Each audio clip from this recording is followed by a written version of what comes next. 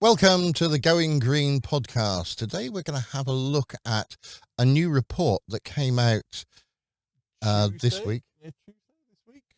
1st of August, on the climate change endgame. And they're trying to explore the catastrophic climate change scenarios. And I thought of titling this one, The Four Horsemen of the Climate Change Endgame. Yes. Now, admittedly, the report doesn't actually go and say that. All it's saying, it was looking at most of the research currently done for climate change prediction modelling, is modelling sort of not where we are, but sort of, the idea of sort of 1.5 up to 2 degrees of warming. They weren't worrying about the end, were they? Basically, this is the point. All these reports, they're actually getting sort of, oh, let's worry about this in the next few weeks or years or months. Yeah, but this report was actually looking at, in terms of validating what the hell, when we say, let's say 4 degrees of warming, right? Not what that looks like in a century's time. That's not what they were looking at. But it was looking at what is going to be the normal in terms of risks and, I would say, not risk management, but sort of, they're looking at sort of what will be happening in the world at, say, 4 degrees of global warming, and they're on the worst to bad edge case of climate change, and basically saying, what's the world going to look like at that point? Yeah. So this was published on the 1st of August in the Proceedings of the National Academy of Sciences, and it seemed to have been picked up by just about every newspaper. Reading every newspaper sort of headlines this week, it was all about this basically end game of the extreme outcomes that are likely, that probably people hadn't sort of thought about. Basically, this idea of we've got the potential to end humanity, and that people haven't explored, or they've said actually their words was dangerously unexplored.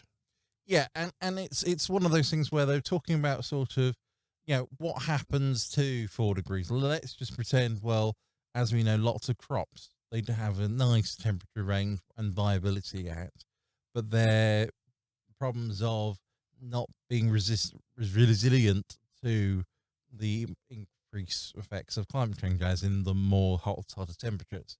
And so he was saying, right, suddenly your crops aren't growing, there's less food. That now leads to problems of famine. Yeah. And it was along these lines of, well, if there's a problem of famine, that means the increased people are being malnourished. I was good, Good word. malnourished, which is, that's fair and that's fine, that's happy. But then that pushes basically countries and people to basically say, well, they're hungry, they probably want to go to places that have got food. And so basically they're more talking about how the third world, or the countries known for the third world where there is problems of food or malnourishment, will likely go to countries that have all right food supplies. Yeah, But countries like Ukraine, like the USA, that produce huge amounts of wheat, because of the climate change, they may not be the suitable areas to actually produce. They won't be then the bread baskets of the world. Either other places have to take that on, or they have to find different crops. yes, and so it was just this sort of acknowledgement of that there's potential if we don't work things through, that, if Ukraine suddenly is not the breadbasket of the world, who will be the breadbasket of the world? And the answer is suddenly places like who are getting grain currently, like Yemen and sort of all the places probably more in the newspapers for their Wars. wars. That they say where the grain's going, like places like Egypt, you know, uh, but suddenly now they're not getting any food because there's no grain coming out of Ukraine. I know that's a bit of an interesting moment in now, but in the future there'll be no grain coming out of Ukraine, and so where are they going to get their grain from? And the answer is, well, they might have to take it from somewhere else or find someone else to take it. And it's the answer is that propagation leads into more conflict. It leads into more other issues. The other issues, of course, they're relating to this, which is why they've been noting it being the four horsemen, is the fact that with the permafrost going and all those sorts of things, we're getting more, I wouldn't say ancient viruses. That's the wrong way to put it. But there are more, Yeah. More ancient and older diseases that are around that, of course, we're not used to, and suddenly that could have a problem. Or with how species are trying to adapt, you could find viruses and those sort of diseases trying to choose better, or I say more people just optimize correctly because of the climate. And so you could find, say, something like COVID-19 more deadlier. We're seeing we've just been recently been small monkeypox, not smallpox. Monkeypox has been declared not a public emergency, but It's around all the places, isn't it? It's not just in the UK. It's in other places like America. Yeah. And they're panicking. I know. And sort of who declared it? What I can't remember if they actually declared it a pandemic, but It's not. I don't think it is a pandemic yet. but It is, but it's of a virus of concern, as they like to call it. That's it. Yes. Well, let's think about climate change going up by 2 degrees. Let's just choose 2 degrees, right? If we have climate change increase by 2 degrees above these pre-industrial levels, that temperature, to put it into context, hasn't been seen on the Earth in the last 2.6 million years. 2.6 million years is the last, the ice ages. And we've had several of those, and we haven't really come out of them. But it looks like at the moment we're going to come out of them, and we're going to come out with a vengeance. And we're going to see these sort of temperatures that the dinosaurs roamed in. And places like where we live, Hemel Hempstead in the UK, so the southern part of the UK, in that sort of era of the dinosaurs, we were a beautiful salt marsh sort of lagoon, not very deep, but that wouldn't do my house an awful lot of good if it's only under 6 sort of foot of water. No, exactly, and that's the point they're talking about, is sort of saying that how irresilient we are at the moment. We're barely coping with what we've got, and it's going to get worse to the point where we're not going to cope. And so surely we need to sort of look at, if we can't cope now with even the little bit of warming, and we're now about to head, what they estimate that we will miss the lovely 1.5, but we will duck under 2. It's sort of, that's only if we do something, and a lot of places have promised to do things, but they haven't yet. No, which is that's the major problem and concern of all this stuff, is the fact that they haven't done any things which are leading towards 2 degrees of warming. Yeah, so we're on track to get to between 2.1 and I think 3.9 degrees of rise by the year 2100. Now, fortunately, Paul, I'm not going to be around in 2100. I'd like to be, but the likelihood is I probably won't. No, unfortunately. But you might. Well, I might. I don't know. Could push it. We'll try. You never know your luck's in the medical advancements of those sorts of things. But no, it's not. That's necessarily issue. It's more the what the problems are sort of the next generation, Yeah. but it's the next few generations that are going to have to deal with. Yeah, your kids, in other words, Yes. or your grandkids, assuming you get started sometime. Well, yes. But that major issue in relies to what they're going to live with is the consequences of us. You hear famous quotes of sort of the problems of the current problems will not be solved. I'm just making a bash at this. It's awful, but it's the current problems. Today's problems will be solved by the next generation. But unfortunately, before that happens, we are going to reach these tipping points.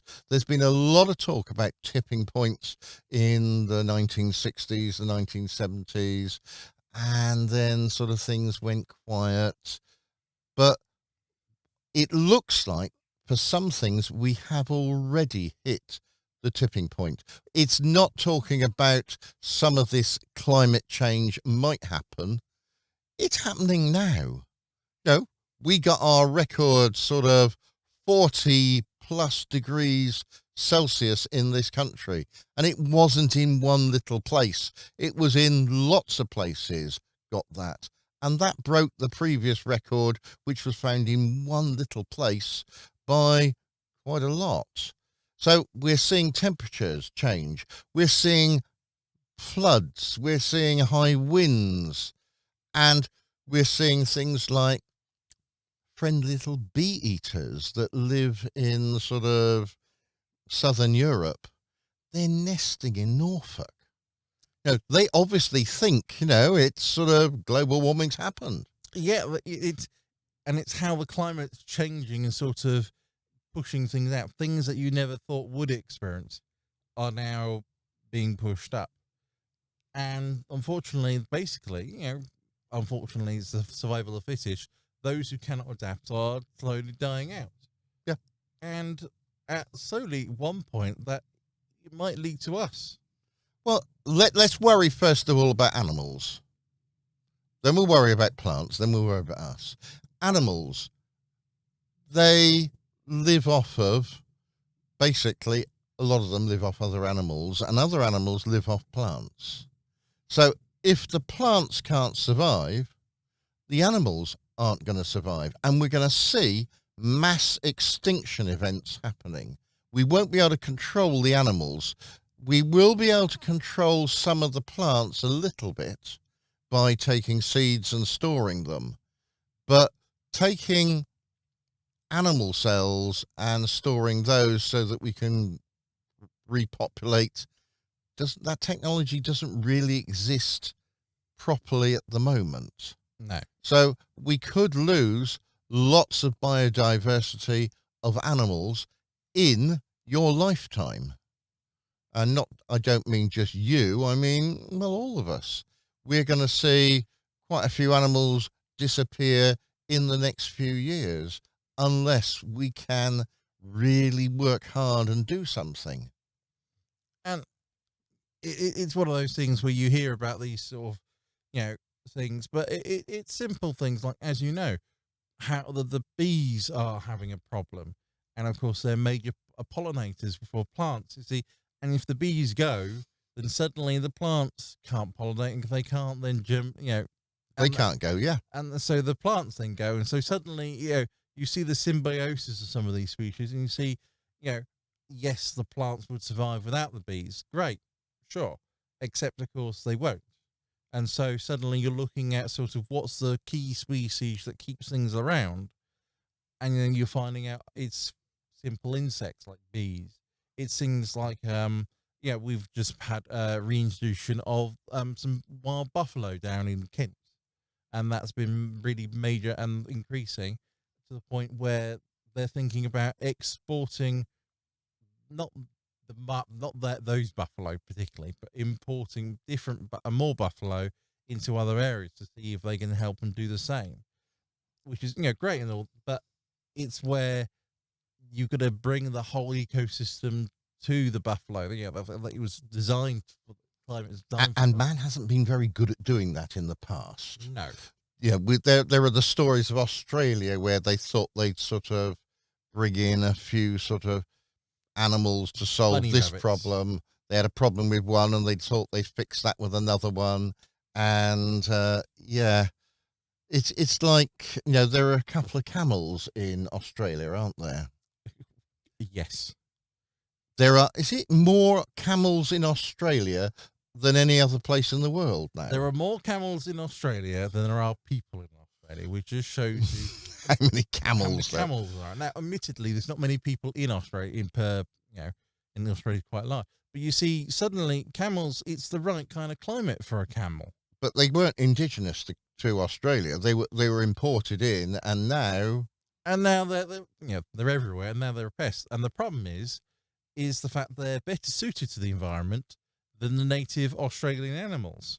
And so basically they're out competing them, which is why they're called invasive species.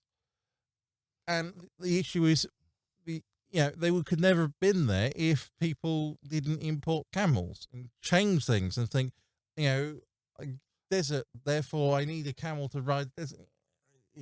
It's about, you're making them out of a molehill. But unfortunately, we need to they need to get rid of the camels, but there's too many of the bloody thing. It's just too. Well, when you were out in Australia, one of your, I don't say favourite foods, but one of your staple foods was kangaroo because it was cheap. Yeah. Did you ever get the opportunity to have camel? And the answer was no, and I think the answer was it's one of those odd things where not that kangaroos were considered pests, but in the ecosystem of Australia, what is the natural predator of the kangaroo? And the answer is there is none. Yeah, that's fair. Because, well, there's not many. You look at the biodiversity or the bio web of sort of the Australian ecosystem. And the answer is it's They don't have any big cats or anything, do exactly. They don't have any big cats. They don't have any natural predators. they? Dingoes now, I suppose. Yes, there are dingoes. Yeah, so but see, but the dingoes aren't near where the kangaroos are because, well, that's just how it is. So suddenly you've now got man who's basically trying to build, water his garden, make lovely fields, and kangaroos are like cows. And so suddenly They see a nice field They and see a say, nice field. "Oh, that's good." I need it, which is great, and no problem. And then sort of they've got more food because, well, that's it. And so the population increases. I'm not say breed like rabbits, but it's Breed like kangaroos. breed like kangaroos, exactly. So you can sort of see that that's the idea of, man has influenced that and made them a pest. And so, do we need to sort of, what they've been trying to do is cull them back down into the more. Yeah, Australia's got very bad things on culling, haven't they? They haven't got a good reputation of doing that. No, I must admit. Your favourite story of the Emu War. Yes, the Great Emu War. For those that don't know, the Great Emu War can be summarised as emus won, humans nil. Yes. But it's in that line of sort of, if climate change gets worse, then there'll be less farmland, less because water availability is a major problem. And so, there'll be, and once again, the kangaroos will die out, but the camels, which are suited for the desert or the less water availability, they'll continue to thrive. So we're looking at climate change. We're looking at, first of all, plants are going to die out. But that's basically the existing crops won't survive. How about if we can replace those crops with new crops? Things like wheat's been around for the last 10,000 years, and it's what's basically kept man going. We were a hunter-gatherer species, and then we developed these sort of crops, and then we could be more sedentary, and it allowed civilization basically to develop. Now, if you haven't got any wheat and those sort of crops, then we're going to have to find other crops to try and replace them. Yes, and there's been this work on sort of this lovely idea of genetically modified food, but it's not quite genetically modified grain and wheat and things in regards to make them better suited to not more desert conditions, more arid conditions, make them sort of more uh, water able to get. I say have deeper roots so they can get more water. So find that water as opposed to being quite shallow. It's all these adaptations they're doing and sort of you know basically breeding other plants with other plants to sort of make wheat more resilient to the high temperature. But of course, then people moan and saying, "But that wheat's been genetically modified," and the answer is, "Well, yeah, for the same reason that you don't look like your parent." It's bizarre. Yeah. But we're talking about this report. You see, they're saying, right, okay, food's going to be one problem. Now, if there's not enough food, then this is going to trigger various other events to try and happen, like perhaps war. I haven't got enough food. I'll go and get it from those that have. And that's going to cause a lot of problem. We're going to have lots of people who are going to suffer from famine, and they're just going to die. They're going to be malnourished. They're going to die. They may not be able to do war. Others may be able to do war.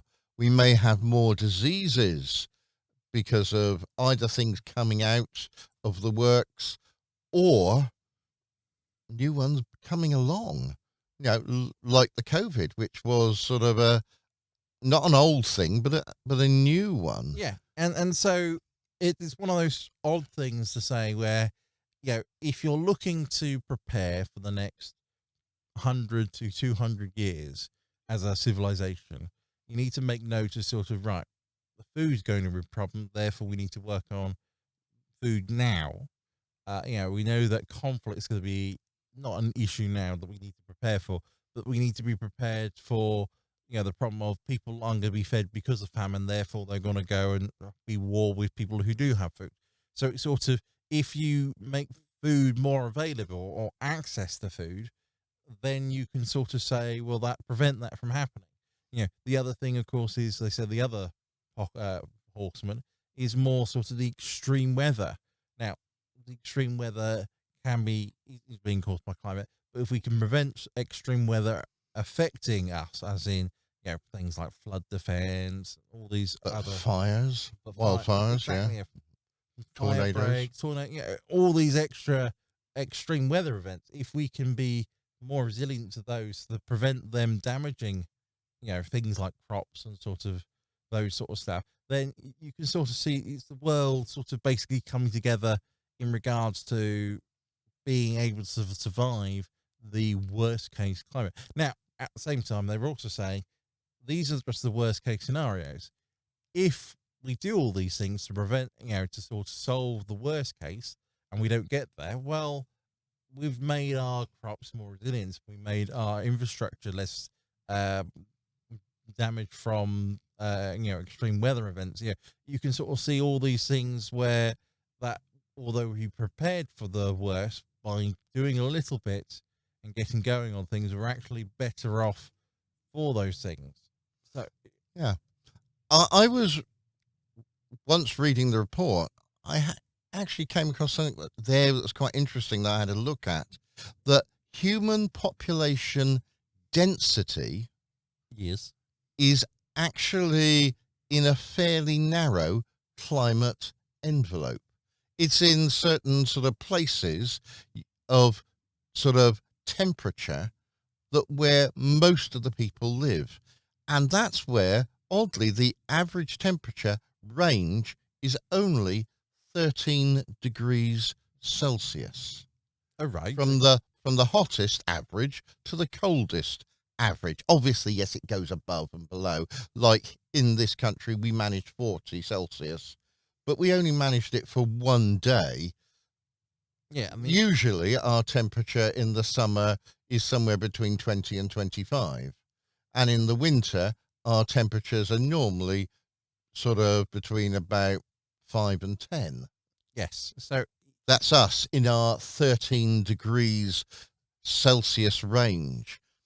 And all basically the economic productive centers of human activity are in these belts of Europe, America.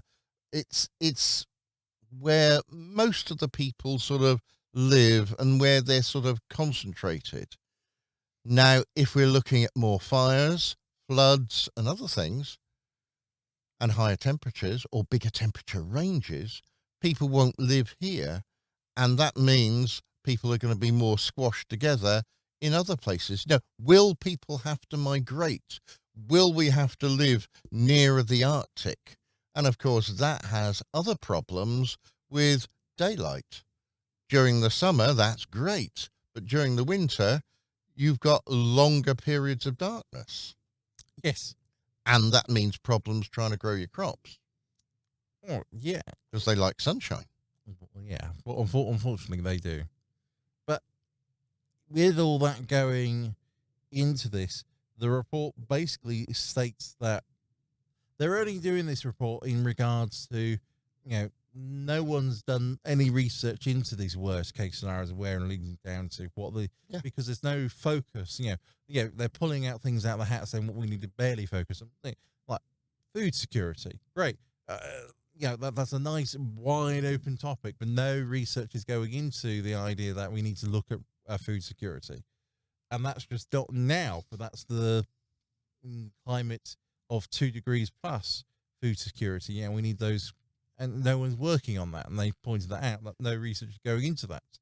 And so that's what more the report is relating, because they say without the looking at the potential futures, they don't know what they need to prioritize or can tell people what they need to prioritize. Like they need to get arid wheat getting going, because currently wheat is quite water intensive. So therefore, So one of the problems we've got, we're all focusing on 2050, aren't we? We're trying to sort of say, right, we want to limit this temperature increase to 1.5, probably more likely 2, by 2050. Yes, But yes. it's not going on, is it? This is what this report is about. They're saying, all right, well, we've got it down to sort of 2 by 2050. And then by 2060, 2070, 2080, it's still going up. Yes. They haven't actually turned the tide.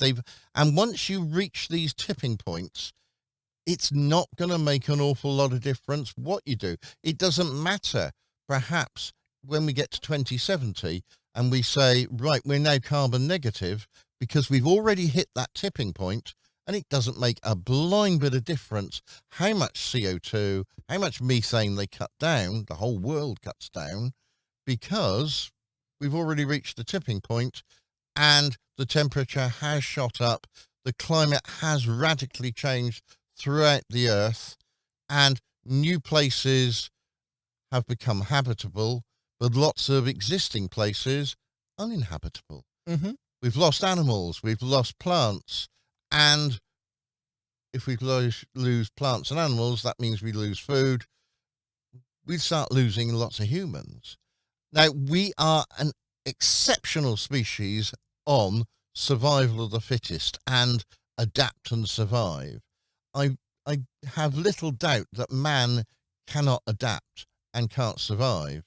It's just what he's going to eat that's the big problem. As you said, your problem is, what can we do about food? Are we going to need different food stocks? And it's more the fact that sort of, yes, we'll survive, but nothing else will. So what is the point of necessarily us surviving if we can't, because you sort of say, yes, we survived, but if we can't, if the plants don't survive with us, then we won't actually survive at all.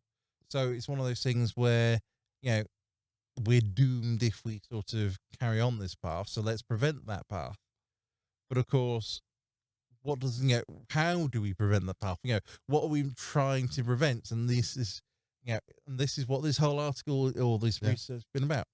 And the last thing I'm going to mention, because we're running out of time, is that if you're dealing with climate change and all these other problems, what happens if you have another catastrophe? So while you're dealing with wildfires and floods, probably not at the same time, how are you going to try and cope with volcanoes or with earthquakes? And that's going to cause even more problems. You've been listening to the Going Green podcast, looking at this idea of the four horsemen of the climate change endgame. Mm-hmm. And it's a bit worrying. Yes, this is meant to scare and meant to frighten, but it's also It's succeeded. well, yes, it has succeeded, but it's also meant to influence people and say, hey, look, this is what you need to be doing, as opposed to just ignoring and carrying on. So we hope you do. So until next time, it's goodbye from me. And a goodbye from me. Bye-bye. Bye.